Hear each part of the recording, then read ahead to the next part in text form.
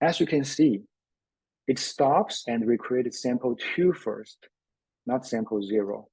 What's the logic behind this, right? Because sample 2 is a Dragonfly replica, right? So if you're asking like a resource change, no matter you're scaling down or scaling up, right?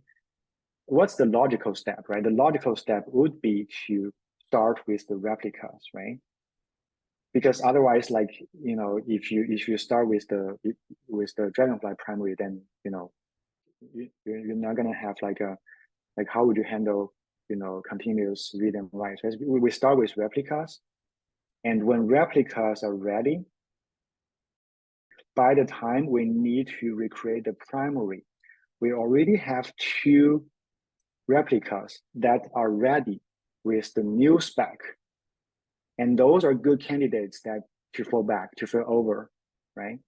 That's why we start with the replica, because after they are recreated and restarted, they are already with this new resource request spec, and they're ready as like good candidate for failover.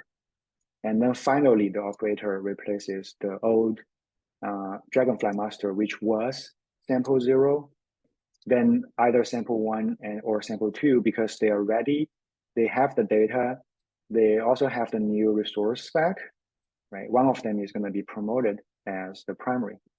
Let's check if that's the case.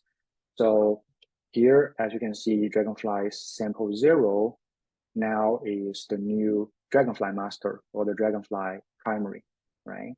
And then 0 and 2, they became the replica, right? So this makes sense, right? Because this is like a correct or logical step, and it's built in to the operator.